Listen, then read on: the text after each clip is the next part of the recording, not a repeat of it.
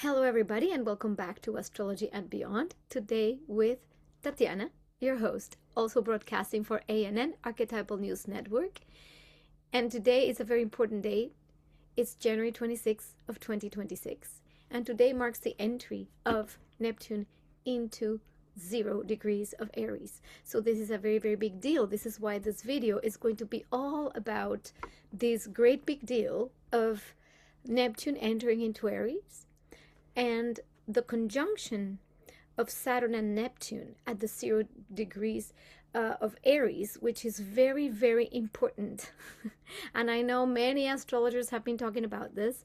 I'm just going to give you my take, my rundown, my feelings, my intuitions on what this could be, what this could mean, and the archetypal feel of this, so we actually really understand what we're going towards.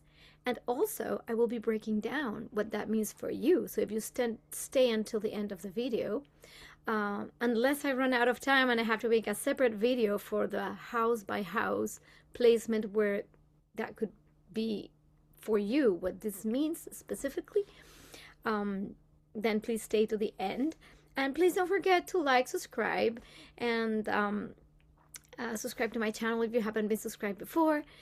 This helps the channel to grow, and it's a new year for me as well. So welcome back, everybody, too. I have not abandoned you. I was just away for 5 weeks in a very deep transformative trip back to my homeland, and I was really unable to focus back on content, but I'm here again. I'm here for you, and with new offerings and readings and everything. And don't forget that I also am offering readings for this year, all kinds of readings from solar returns, what the year is going to bring for you.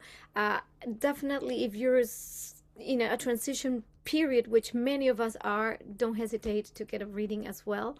If you haven't never had a birth chart reading, that's also something that is very helpful to understand your own blueprint, and in these transition times, what to move towards to be able to express the very best version of yourself. So with this being said, let's enter back into our Neptune moving from Pisces into Aries, and the conjunction of Saturn on February 20th. So our important dates are, of course, today, the entry of Neptune, and then the conjunction of Neptune Saturn will happen on February 20th. And that is a very big deal, because we're going to see first it's the endings and beginnings, or the dissolving phases of the very last imprints of things that we've been, like cycles that have been going on for eons. Not to mention that these configurations is extremely rare. I was researching, and there is no known history really on when there was a conjunction of Saturn and Neptune in Aries in known human history. So it is pretty new, because Saturn and Neptune conjunct every 36 or 7 years. And these cycles, Saturn and Neptune meet every time to dissolve and create. It's part of their dynamic, is the dissolution and the creation. So very, very important chapter for humanity and chapter for self. So we're going to look at different topics today and different possibilities. So the first thing that we're going to touch on is when was Neptune, and when were Neptune and Saturn in Aries? That was in July of last year. So themes that were starting to come alive, or like the taster, would have been what July gave you last year in your own life, and the feeling of what is coming. That was the little preview. Now it's going to start solidifying and crystallizing. So let's look at the archetypes themselves of Neptune. So what is Neptune? What does Neptune represent or stand for? It's the dreams. It's everything that is in the unseen realms of the collective consciousness. It's the ideals The mysticism is that je ne sais quoi, that thing that you don't know how you know, but you're connected to, because everything seems to be connected in an ocean of consciousness. It's imagination. It's where everything, literally everything, is possible. And Neptune, because it's the oceanic waters, is the middle of the ocean, dissolves every single boundary. Everything it touches is as though it was these deep waters that dissolve every form and every structure. That's Neptune. It dissolves the boundaries, blurs. It's also the fog. When we can't see clearly, it's the fog. And that, of course, can express itself in the light form or the shadow form. So it's all about, also in its shadow form, it could be illusions or even lies, the things that are not clear. It could be linked to propaganda or ideas or ideals that are not rooted in reality, but in some kind of extreme idealism. Obviously, Neptune rules rules everything having to do with the collective, the collective. So this is also the masses. The mass is the sum of the individual thoughts, the individual projections as a collective. So it's a mass of individuals, the primordial soup where everything just lies all mixed and meshed. It's also the mass moods. So if there is, for instance, a collective hysteria or collective panic, that is part of that Neptunian field. Also, if there is a collective awakening, that is part of the Neptunian field. It also deals with media, because media is everything that's connected. Also, it rules over movies, cinema, everything that comes from the imagination that bridges collective stories. It's the journeys of the collective. So all of that is represented by Neptune. Obviously, all kinds of spirituality falls under Neptune's realm. Now, that's kind of the basic Neptunian archetype. Now let's go to Saturn. Saturn, it's almost like, I would say, the opposite of Neptune, because Saturn, it's the reality, this concrete third-dimensional reality with all its limitations. It's about the boundary. It's the bones, you know? It's the form. It's the reality checks. It's time, because in this dimension we're ruled by time, and things take time to develop and to be created. It's not instant, not in this realm. It's about limits, consequences, also about integrity. It's all the structures, it's law, is the governance of all that is, that requires order and structure, limitation and a system. That's all of the Saturn realm.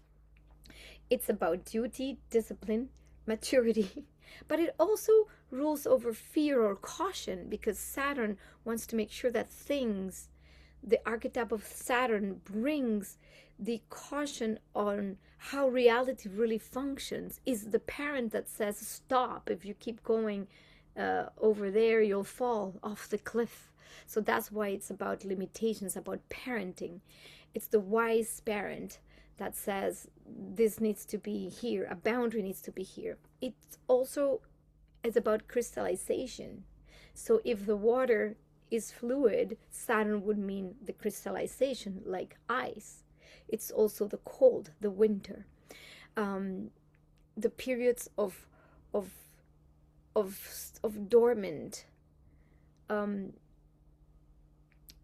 the dormant energy that is stiffer, let's say. So all of that is Saturn, just to give you a little bit of an idea of what Saturn rules. And Saturn usually has like a bad reputation, because we think Saturn is like the party pooper of of the planets that limits, that it's difficult, that it's challenging. But the only reason why Saturn is like that is because through the challenge, that's where we build solid, long-lasting foundations for everything. So now understanding these two archetypes is super important for understanding what's going to be happening in the next birthing of what's coming for us at a personal level, individual level, and as a collective, because we are still the sum of all the parts. So whatever we are dealing with at a personal level will translate into collective consciousness as well. So now the movement into Aries is extremely significant, because Aries, it's the first sign of the zodiac, is the beginning, is the birth, is literally when we are born out of the womb, and there is the initial separation into individuation, absolute individuation. And Aries, it's not only just Aries, it's the zero of Aries, which means it's the initiation point of the initiation. So it's the beginning of the beginning. So that's the zero of Aries. And it's also at the world point, which is like where really important configurations occur for the whole planet. Whatever happens at this point will affect the whole planet, the whole system of our existence. So let's also not forget that in archetypal astrology, Neptune correlates to the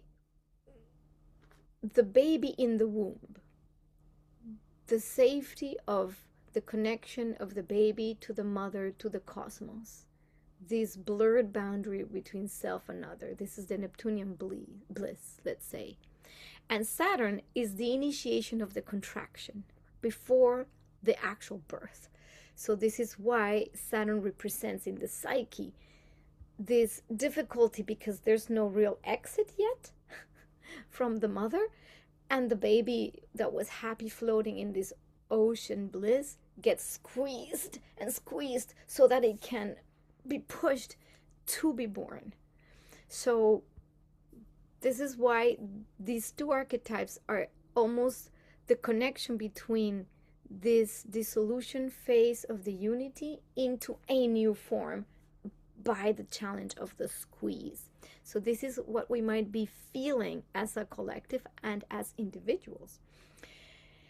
So Aries is the birth, is the impulse, is the I am, I exist, I'm here. It also relates to courage, to action, to the first cry, to the warrior archetype.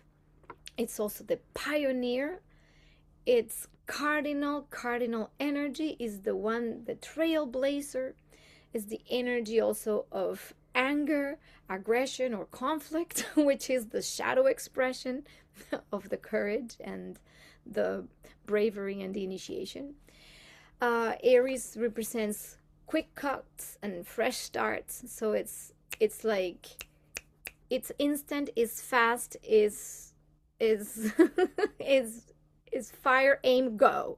That's like what this energy is like, is fire.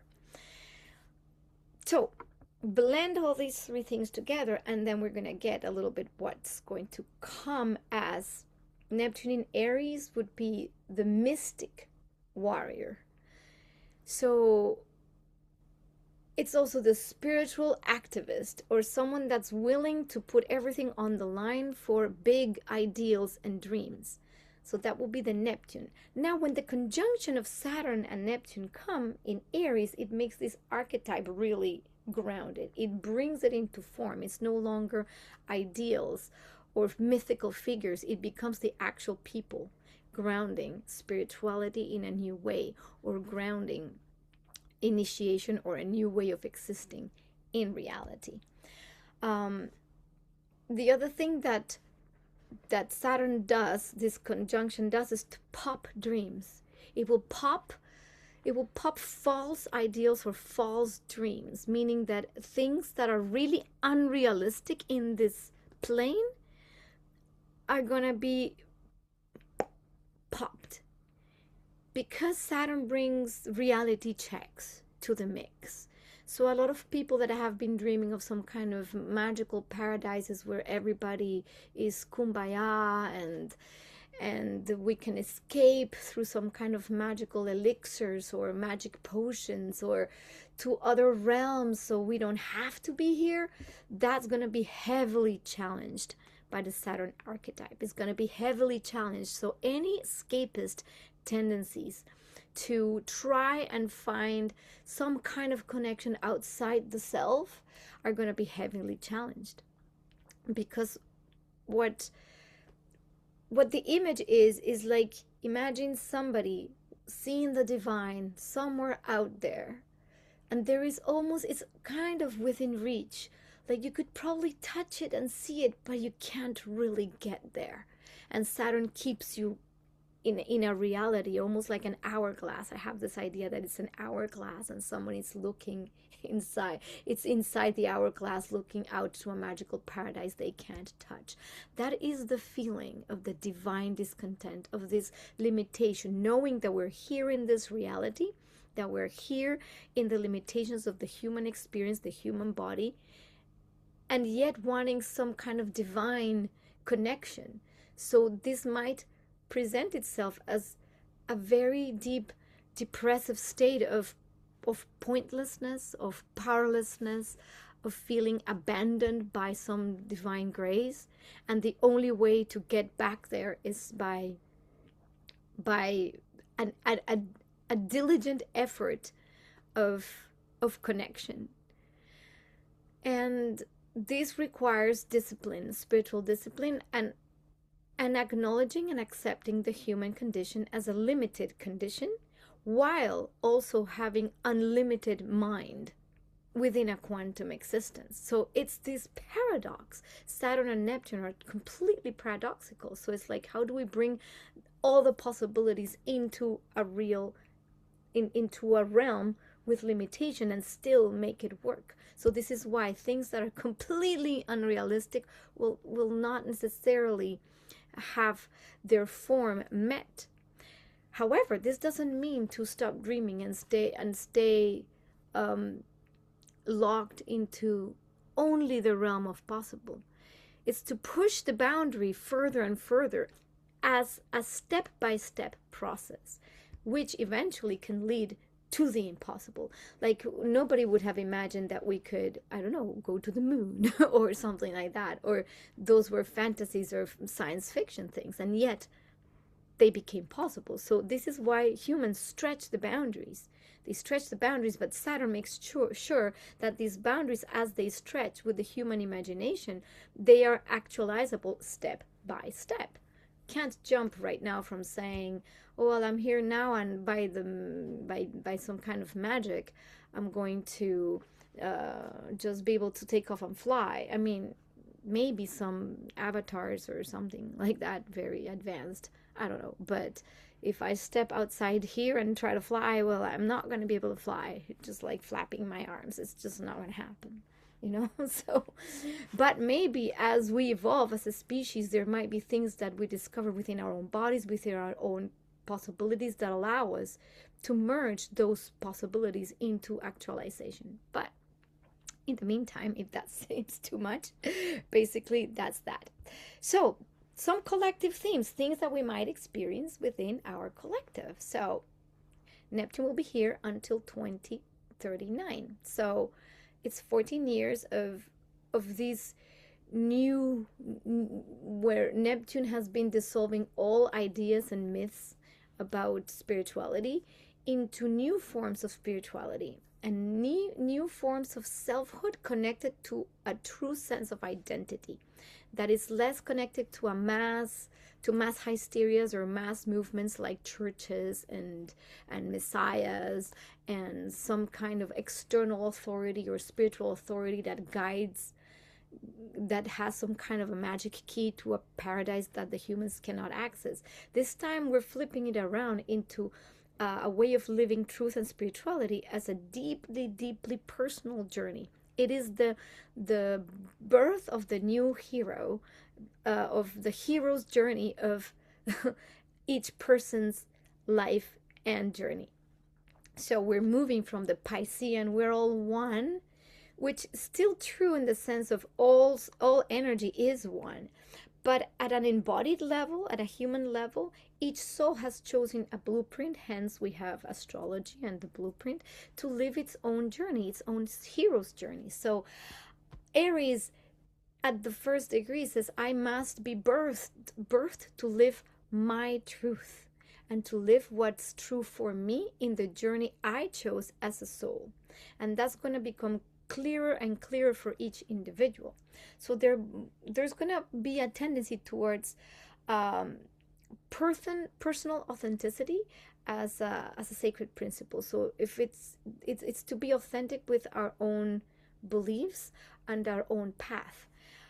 So my path, my calling, my mission, it becomes the spiritual container for each human.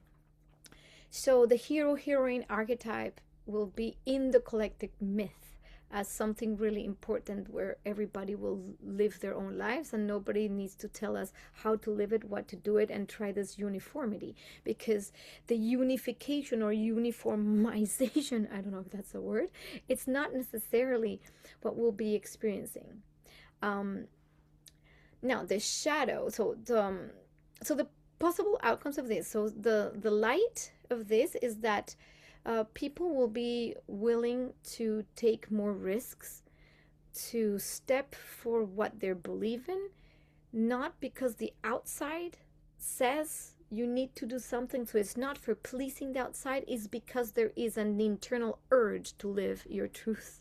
And that urge will override everything else. So people might be willing to take more risks and live their soul's truth, which is absolutely beautiful, because the sum of all those truths will create a collective cohesion, because everything will find its perfect place when everybody's connected to what they're here to be and do and express.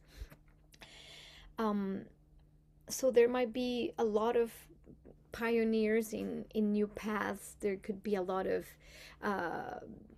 healing of old dynamics, new art, new ways of expression, like a new renaissance kind of thing where people are going to be experimenting, literally experimenting, because Aries is experimental. It doesn't know yet.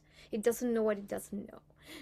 So a Neptune in Aries is let's dream all the new things that we don't know can actually exist. So we might see a lot of new art forms, new spiritual ways of connecting to self, and new music, new everything. It's going to be like a big renaissance. I'm kind of excited about that, already feeling into it.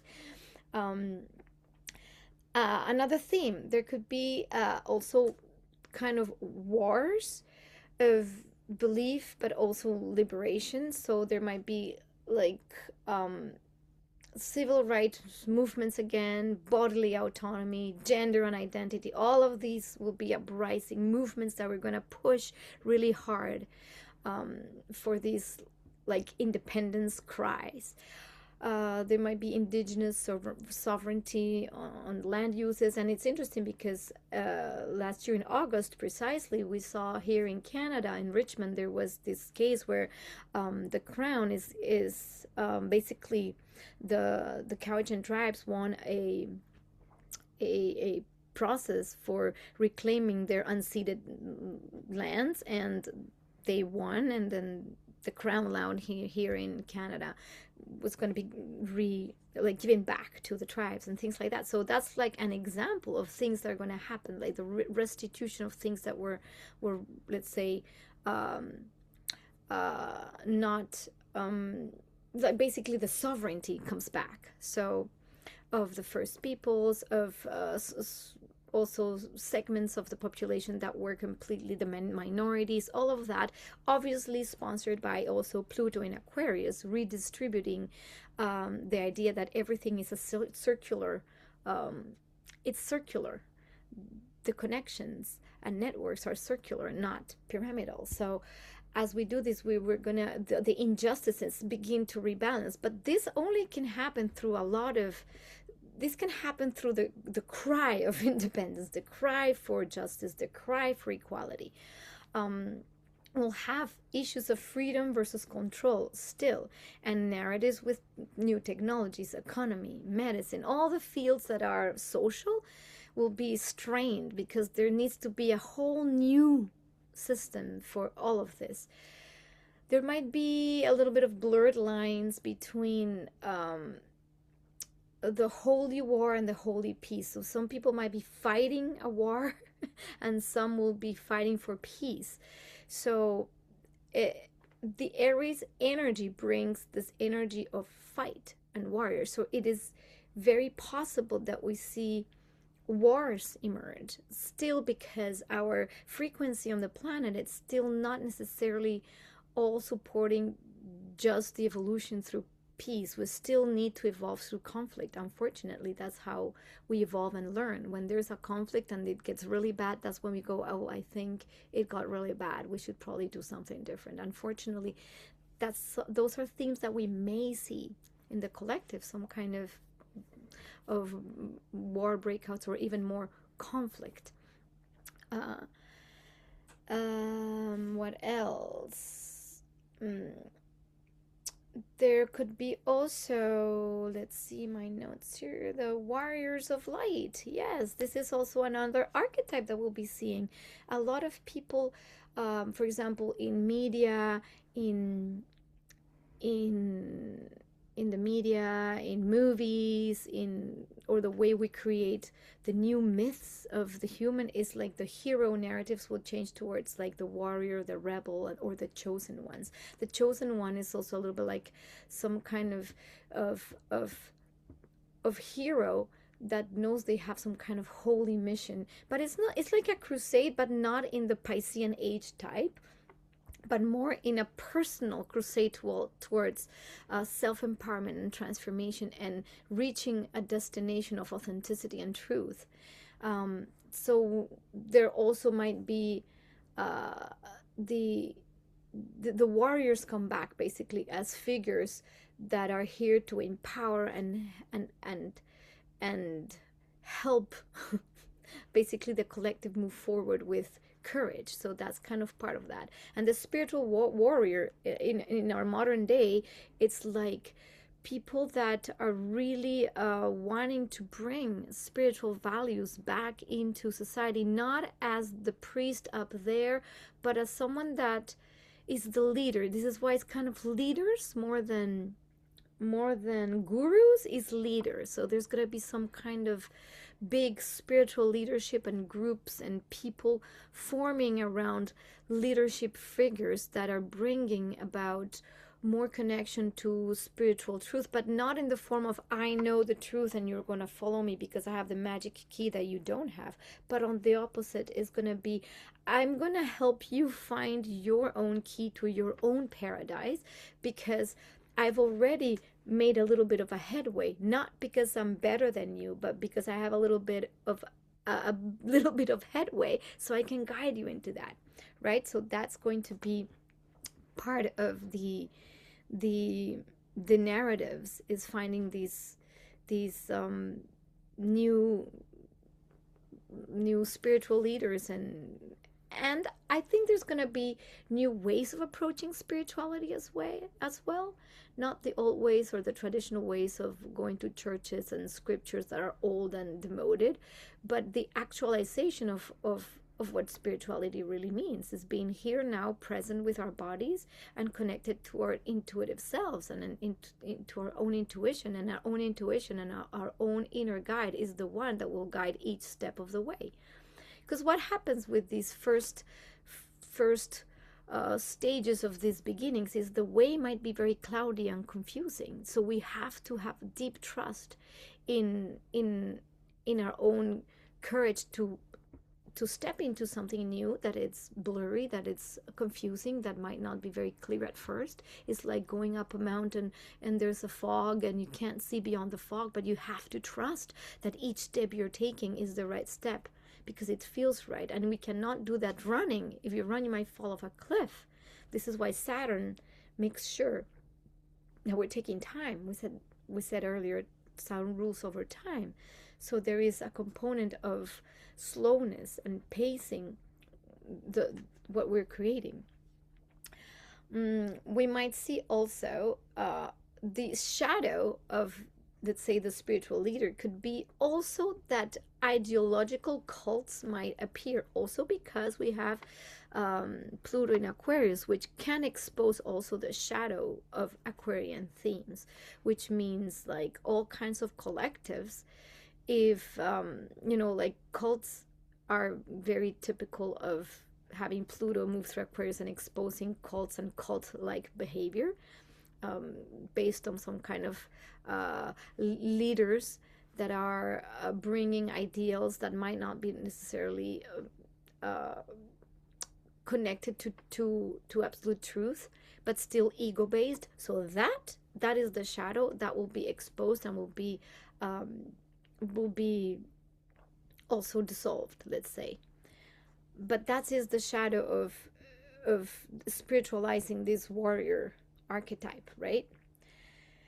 What else? So because we're in a technological era where AI now is everywhere and it's in every single thing, what we'll get is there might be a confusion between me, the actual physical being, and all the avatars that we might be constructing, digital avatars, digital versions of self. The confusion, like with deep fakes, where we don't know if the identity, the I am, the Aries identity I am, it's real, it's actually the real one or a fake one. So there could be this confusion or the creation of avatars. Now, is this good or bad? I don't know. Maybe having an avatar has some kind of use, but in reality, this can create enormous amounts of confusion. So identities that are digital, that are not necessarily clear, that we cannot really know whether they are real or not real. So this, I would say, is something to watch out for. It's also how the powers that be might use your data, your face, your imprints, your biometric data. All of that is like, does it belong to you? That's part of that identity confusion, because Neptune can blur the identity in its lower form. Neptune creates confusion and fog. Therefore, there's going to be a real need with Saturn to reclaim one's identity. So first, before reclaiming it, it needs to be blurred and confused and dissolved. So if we don't know where I start, where I end, who owns me, who owns my data, my eyes, my face, like where's my identity, who even am I? What's going to happen is that as Saturn then moves in, it's going to force a clarification of identity. And this also goes for collective identities, like countries, boundaries of countries. Things might shift there. First, there might be a big flood or something like that that washes something away to redefine then certain borders or identities.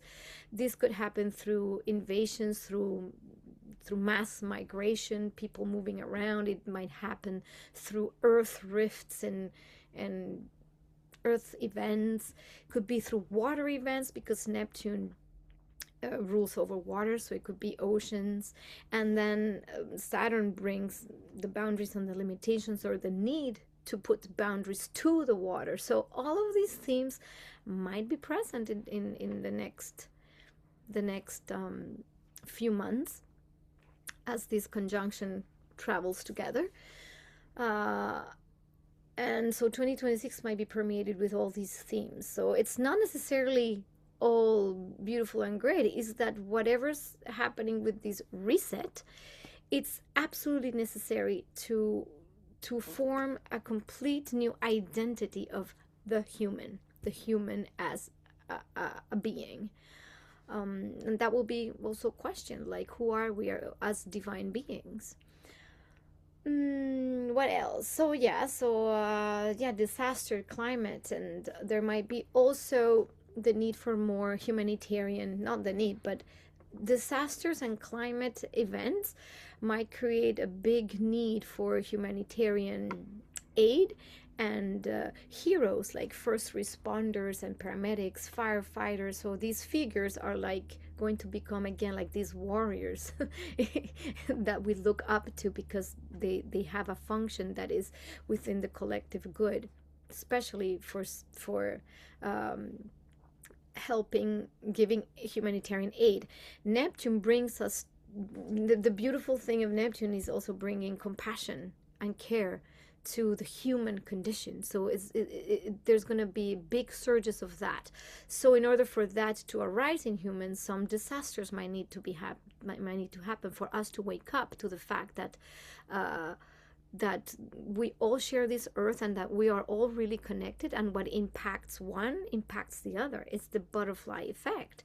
If the butterfly flaps the wings here, then there's a tsunami somewhere else, right? Everything really is interconnected to, and everything affects everything. So we're no longer necessarily being able to operate just as isolated beings. So this is where the self, or the redefined self, still needs to understand that it's part of a whole, and that the actions of the self are going to have a big impact in the whole.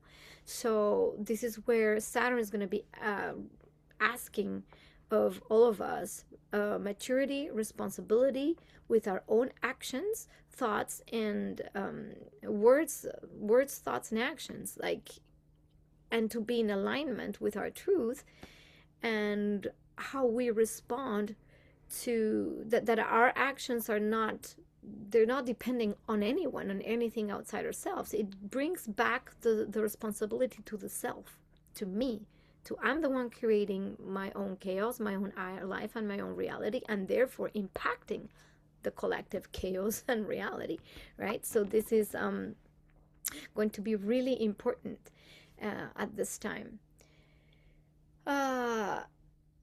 Now, the reality versus the dream of the conjunction of Neptune or Saturn, it's really what's real and what works, because this is what we're going to be building. While Neptune dissolves the outdated identities and forms that are not going to work for the human template, Saturn is going to ask also what works, what's real, what will actually function in this reality. Let's work with what we have, right?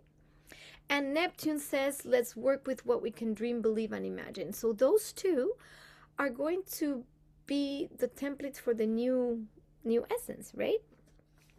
I want to read a little bit at this point about that Saturn-Neptune togetherness from the Archetypal Universe by Ren Butler. The principles or the theme is a humble and grounded spirituality, quiet centeredness, and integrity. This is all at a personal, individual level.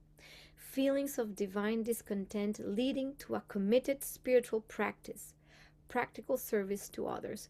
So this, in a nutshell, really is what we're talking about, is understanding that our actions will impact the whole, and that is no longer about pursuing something outside ourselves at all. Now, the shadow side of this transit could be feelings of uncertainty and doubt, disillusionment and lost innocence, anguished cravings for the lost womb, awareness of the poignant gulf between the human and divine realms. And this is a little bit what I said about that that hourglass and someone just desperately trying to touch something they can't touch. So this is why the feeling, the archetypal feeling that some people might experience is a deep disillusionment, that we've been lied to, that we've been promised some kind of, magic paradise of releasing the human condition from all its suffering or something like that. And we realize that, well, we create our reality with how we behave and what we think and what we do. And then that can be like, oh, no one's gonna come and save me, Oops. Like there's no saviors. Right? All right, what else? Let's see. There might be obviously some collapse of old ideologies, because everything that was for the collective, let's say the communist ideology, or the big, I don't know, state ideologies, the fact that a group of people under this banner, this is gonna be great, and this just dissolves that, and we might start seeing that there's different ways of, there's not like a, there's not going to be like big ideological markers. It's going to be more like inner experiences that give us the pointers of how we can coexist together, instead of following some kind of ideological political party or spiritual philosophy, or political ideology, like communism or something like that. I'm just giving some, I'm not like doing world astrology, more like what the panorama will look as a collective, and but I'm more really interested in how the individual will help the collective by their own work. That's kind of why I really why I do these videos, is for us to take responsibility for how we show up basically every day in the world. What else? Okay, so there might be some more themes around like mass events. So this could be something coming back from like illnesses, like for example epidemics, pandemics. All those things are also of the Neptune realm, and the Saturn and Neptune, because it could be things that come through water, so disease that comes through the water, or pollution that then intoxicates the masses. There could be illnesses that people cannot really diagnose, things that affect everybody and no one's really sure of what it is. The Neptune creates this fog, so we could see things like that, like viruses that are like new and weird and hard to detect. Things like that might come up during these times as well. Or there could be also the desire, precisely because of these unknown things, causes, or the pollution of oceans, or spills of oil, or things like that, things that could damage our oceans and our waters. There could be a big desire to actually clean up our act, basically. That's kind of part of the collective trauma, helps create new structures. So we might see people really actively, like the activist, the pioneer that says, okay, we're going to clean the oceans and we're going to invent these new technologies to help save our oceans because our fish are dying, or things like that. Our water is getting contaminated, polluted, and these crises usually bring the need, or the need for some new forms of action that are actually actualizable. So again, these are all things that show up in the collective. Okay, these are collective themes. Now the individual themes, like I said when I read Brent's passage, is more about an inner experience of how we could feel this transit. It could be something very depressing and the need for seeking escape might be very present, because there could be a feeling of hopelessness or pointlessness because we can't see the road ahead, right? So that is one way of experiencing. And the other way is like, okay, there is a deep trust that there is something much bigger than me pushing the evolution forward, but I have the responsibility to walk that path. So basically I just gotta connect to my direct guidance line, and my direct guidance line gives me the next step. And I don't know where the path's really going to lead or where it's going to end, but that is like none of my business. My business is to follow that path and be really present with my words, my thoughts, and my actions, and that's it. It's simple. So we'll do. So the individual, what is the individual? So the mystic warrior, it's to do something about the vision. So you see, the vision is no longer somebody's vision, it's your vision of your life. And you, as the courageous person that you are, will have to do something about it, because no one's going to do it for you.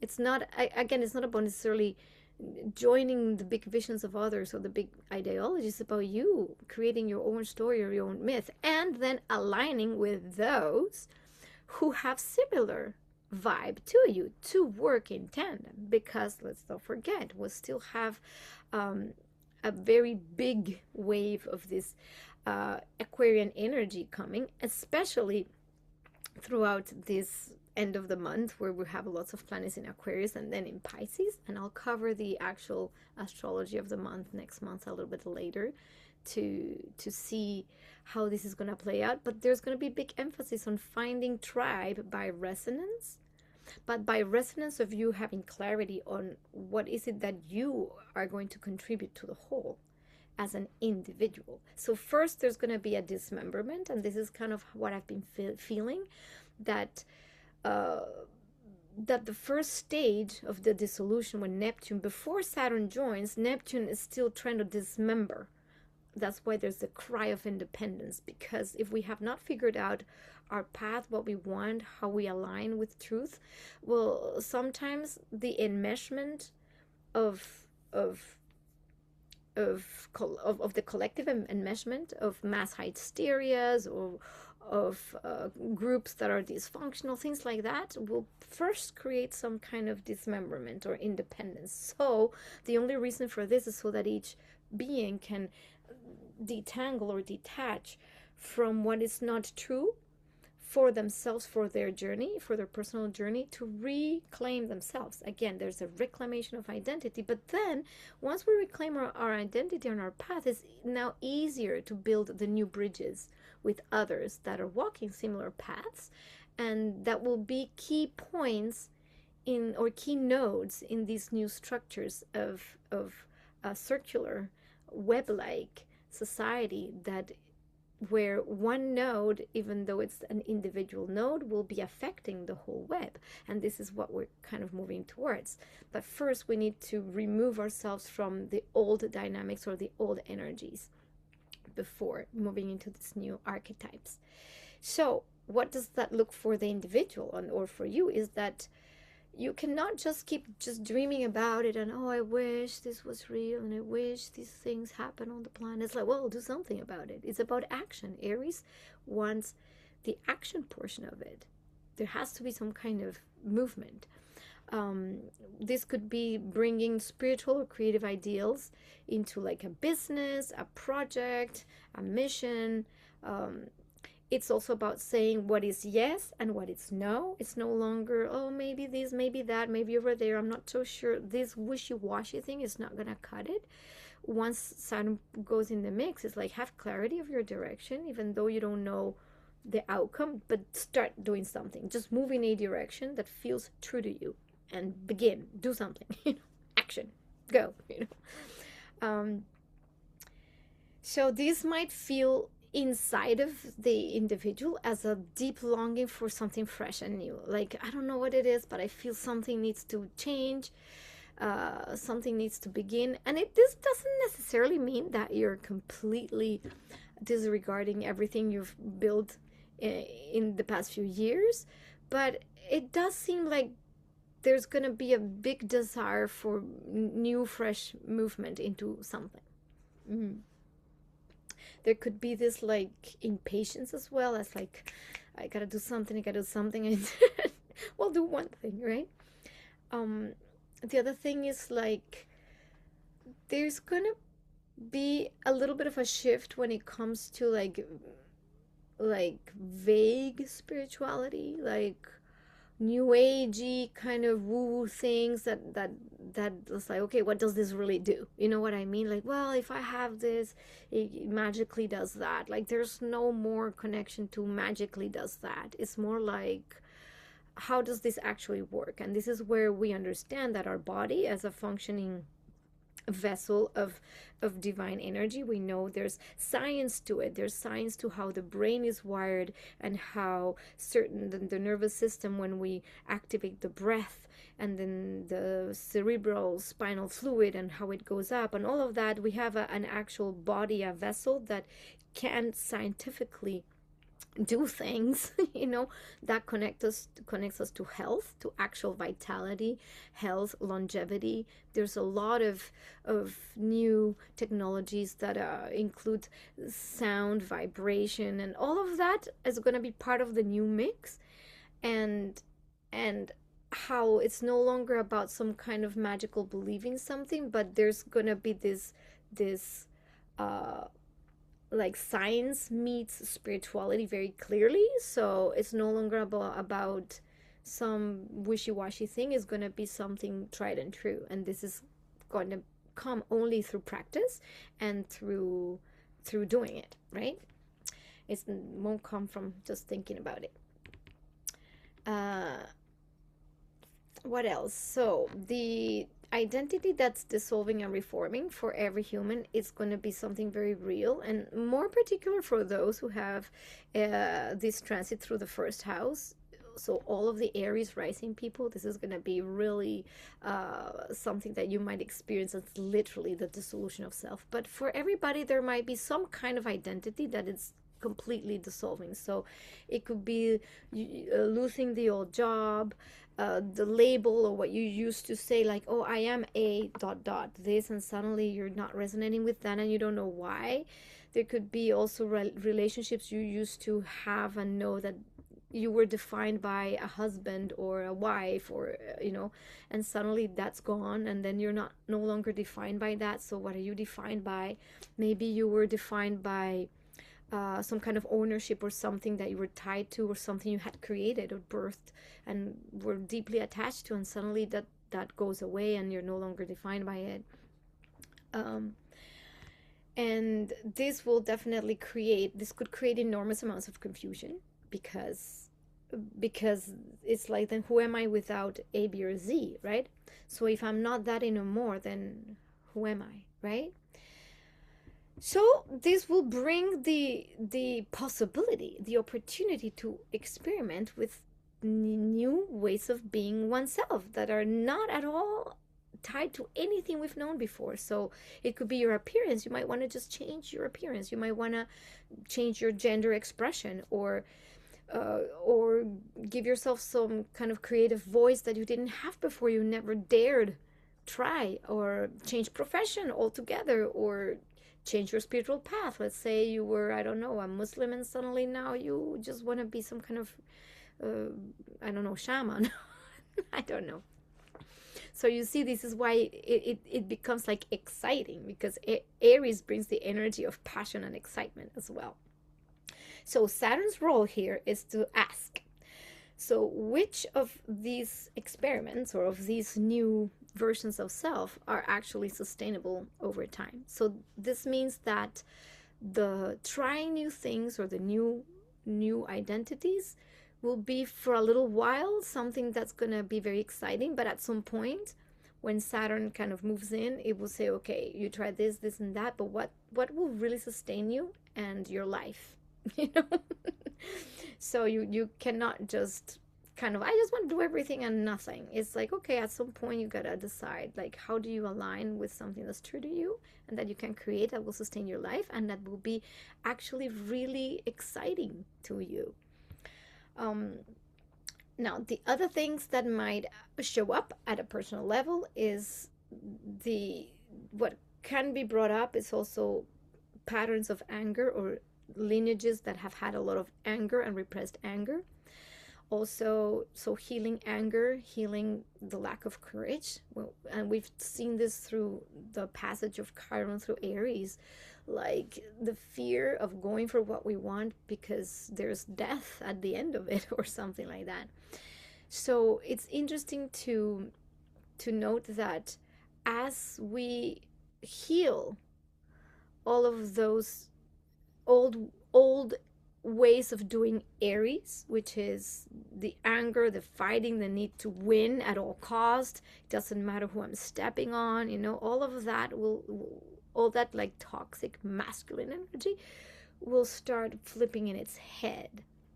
So what could happen is that we see that there's a little bit of a heightened sensitivity as well to things that bring the anger up. So if there's an injustice, anger comes, or if there's like conflict, or because Neptune's in the mix, for example, there's going to be the desire to defend as well others and to fight for causes, you know. Neptune is about the causes, or the activism about things that give you rage through empathy. So we might feel that, but the old anger may suffer, may present itself as deep frustration and suffering in grief. And so what's happening is that archetypal material might surface so that we can release. So at some point we can create, not from a place of I gotta do this, but from a place of excitement, which is different. The energy of excitement and newness is very different from I'm going to do something because I'm angry. You know, anger does fuel movement, but we'll realize that that's no longer needed. The new human does not need anger to move towards something or to act. What can happen here? Because in February 20th, we're going to have Uranus squaring Mars. So during those particular times, and I will elaborate more in the video for the month of February, what can happen is that the anger will be so prominent, so present, and the desire to either break away, like this, the cry of independence, the injustices, the anything that has to do with something that is like it's just the little drop that has like fills the cup, and then the massive amount of anger could lead to literal rips, breakages. But that's what leads to accidents, to rifts. I think there was some talk somewhere about some psychics saying that there's going to be an earthquake and an earth rift, and that, I don't know, I think San Francisco will drown, and so on and so forth. I personally don't necessarily subscribe to anything people see, because we can pick on the field of all potentialities all the time. Everybody can. So there's not one absolute truth, but we can definitely change those outcomes by changing ourselves inside, because we do impact the collective, remember. So instead of acting out of anger and resentment and like cry of independence to move away from something so that it breaks, let's act towards something because there's excitement without needing to break it. I don't know if that makes sense to you, but this is where self-restraint is going to be really important, and that's why Saturn will be very important in this configuration, because it's like it's going to help to hold the horses, so there's not like the anger that can literally press the button and blow everything up, right? We don't want that. So self-restraint, seeing possibilities. This is about negotiating different outcomes and possibilities. So very important to channel that energy, that frustration will have outlets, maybe in martial arts, or in movement, or in running, or in some kind of art, anger paintings. I don't know, something that can channel this through Neptunian means. You know, it could be dance, it could be or giving oneself towards a cause, but not through the anger, but throughout the love of seeing something blossom and flourish, right? Something that we deeply care about. So you see, it's like flipping it from the rage to the love, and that's going to have a huge impact in how the collective turns this energy of injustice and unfairness and inequality and all of that into possibility, potential, and care, right? So the other themes of the individual could be the savior victim, which is typical of the Neptunian archetype, which is the messiahs, you know. So the Neptunian heroism can slide into the savior, like I must rescue everyone because like the poor people over there, and I have to do something because I'm the only one who can do this. I have a big mission, and that is a little bit of the pitfall, because no one can rescue anyone. Remember, we just talked about, I just talked about one's own responsibility over one's own creations. And also, this has to do with the respect. This is like the law of no interference. This is a very important spiritual law. The law of non-interference is, I can only support and help from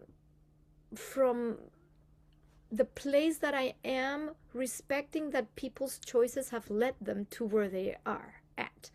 And this is something complicated to understand, because we might think like, yeah, but it's not fair that the poor, I don't know, people in the war of so and so are suffering through this, and there's nothing I can do for them. So yes, if you can support with something, support with prayers, support with sending light, support with an energetic involvement in filling maybe the space with peace and love. Maybe if you have money, send money, I don't know. But trying to fix somebody's existence is also breaking the non-interference law, which is that soul or those souls wanted that experience for something very particular that only they can know in their own path what that is, until they wake up to understand they have chosen that path. That is a very hard thing to understand, because it's like, but how is this happening to me?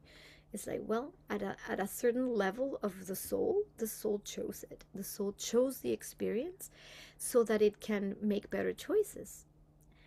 So we can't take away the experience from someone. We can only give them support, give them tools, if they're asked, not try to solve it for them or solve all the problems. So this is why this savior archetype will be probably very present in many people, wanting to help everybody, those poor children, those poor this, that poor mother. It's like, well, yes, and what are they learning, and how can you support them in a way that doesn't drain you or your energy, or maybe a path that is more aligned with you. So that's very important. The other thing is the victim, right?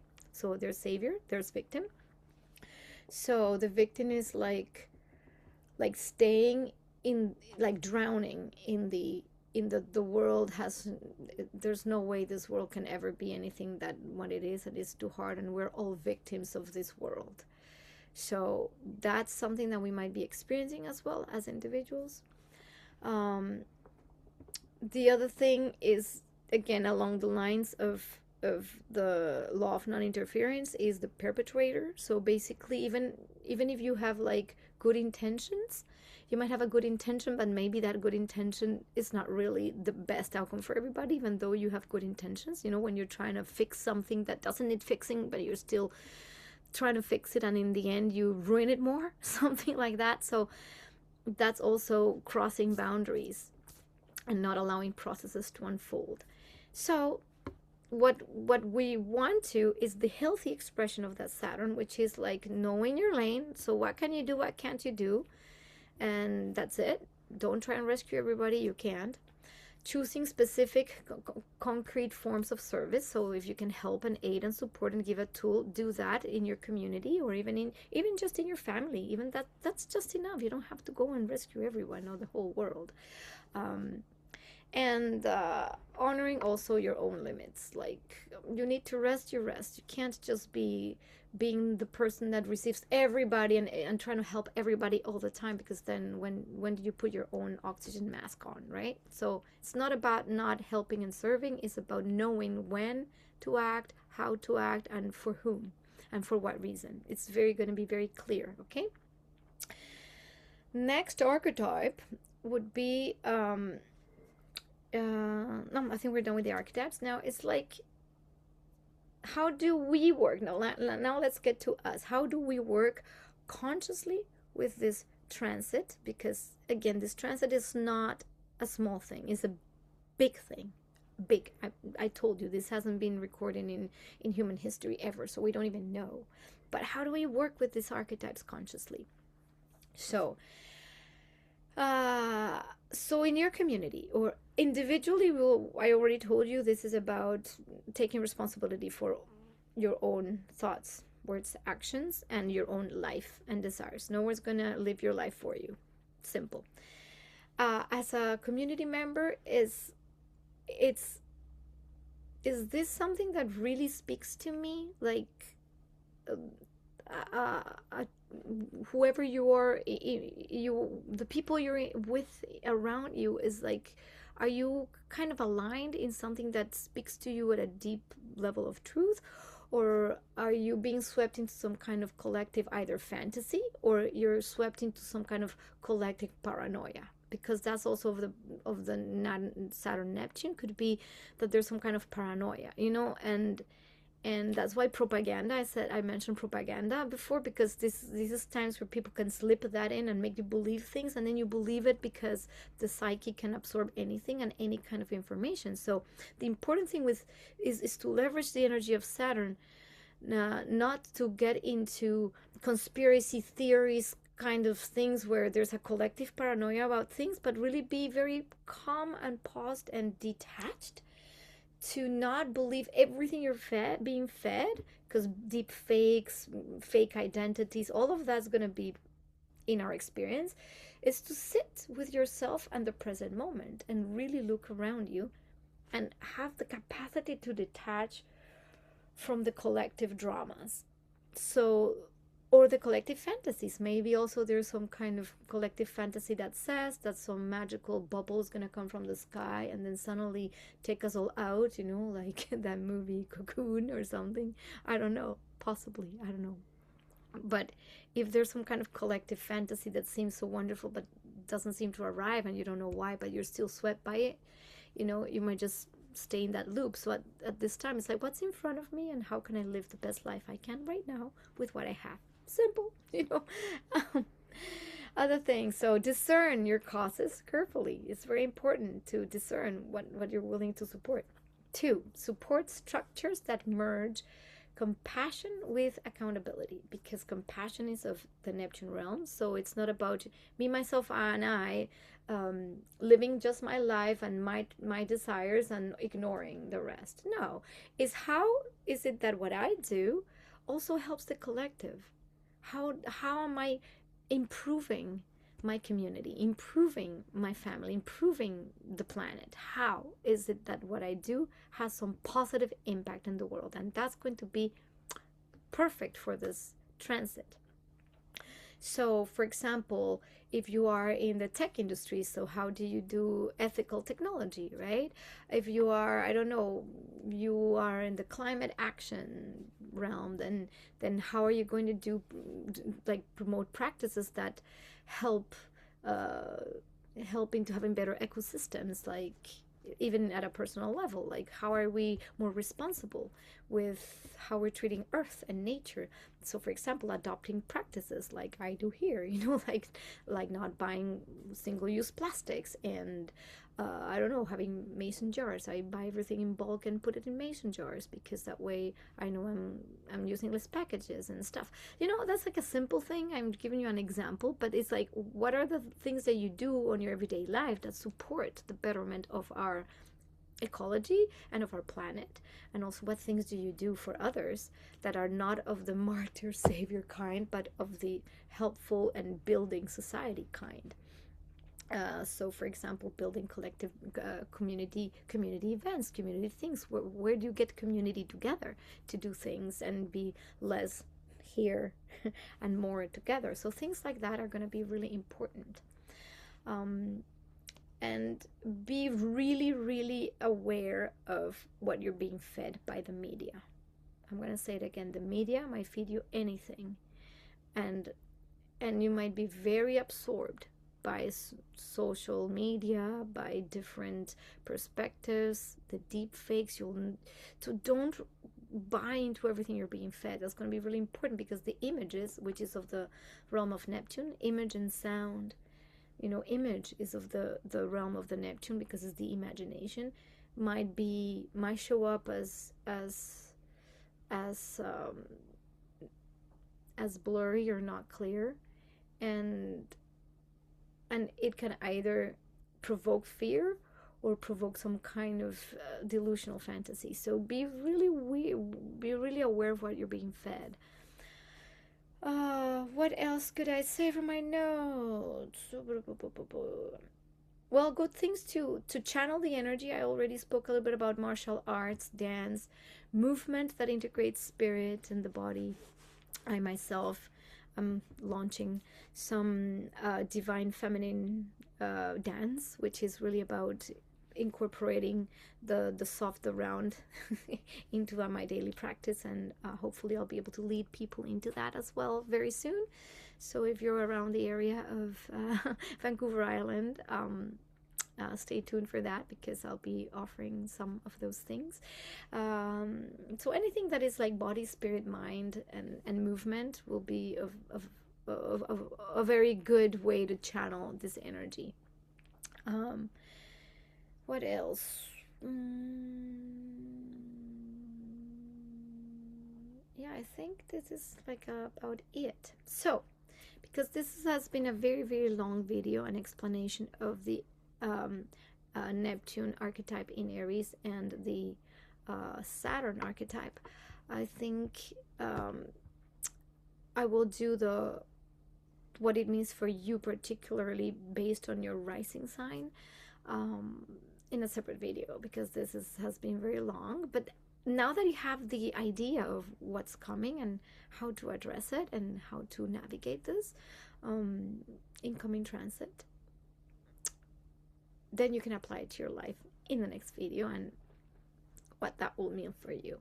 Okay, so with that being said, thank you very much. I love you, and I'll see you in our horoscope section to speak about what this means for you. Thank you so much.